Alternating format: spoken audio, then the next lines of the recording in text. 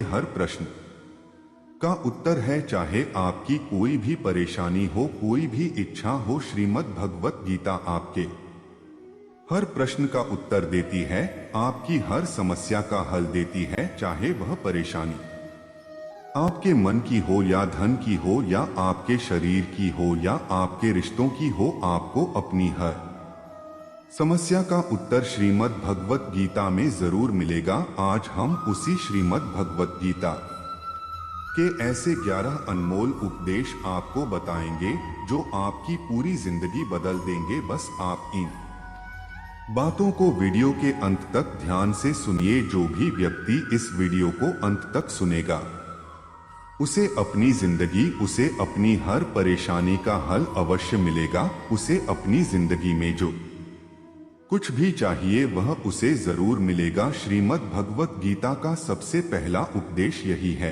कि कोई अगर आपका अपना है या कोई आपसे बड़ा है तो उसका अपने प्रति गलत व्यवहार कभी भी सहन नहीं करना चाहिए। यह गीता का उपदेश हमारी जिंदगी से भी जुड़ा है। हम भी अपने मन की अधिकतर तकलीफों को यह सोचकर जिंदगी भर सहते रहते हैं कि यह तो मेरा अपना है, यह तो मेरा बड़ा है, इसको हम कैसे कुछ कह सकते हैं।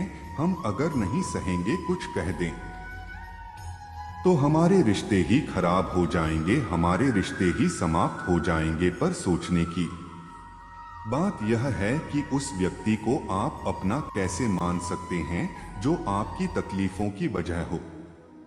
अपना तो वह होता है जो हमारी तकलीफों को दूर कर दे। तो गीता का यह उपदेश है कि किसी को भी अपना फायदा मत उठाने दो, किसी को भी खुद पर जुल्म मत करने दो, क्योंकि आप जितना सहेंगे लोग आपको उतना सहने के लिए और मजबूर करेंगे। गीता का पहला अध्याय जिसका नाम अर्जुन विशद योग और दूसरा अध्याय जिसका नाम सांख्य योग है, उसके आरंभ में अर्जुन ने श्री कृष्ण के आगे अपना दुख प्रकट किया है कि हे केशव, मैं कौरवों से कैसे युद्ध कर सकता हूँ, यह सब तो मेरे अपने ही हैं। मैं कैसे भीष्म पितामह और द्रोणाचार्य से युद्ध करूंगा, क्योंकि वो दोनों मेरे पूजनीय हैं। इसलिए इन गुरुजनों को मारने से तो अच्छा है मैं भिक्षा के अन्न को खाकर अपने जीवन का गुजारा करूं। और जिन कौरवों से मैं युद्ध करने जा रहा हूं वह सब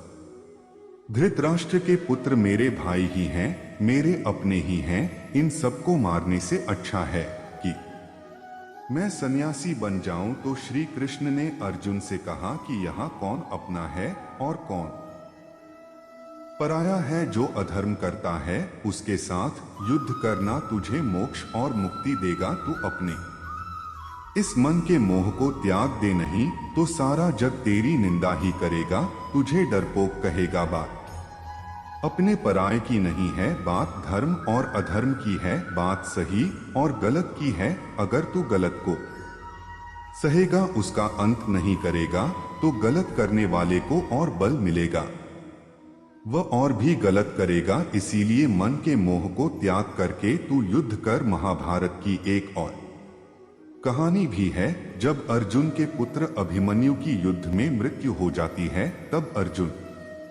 बहुत दुखी होता है, रोने लगता है।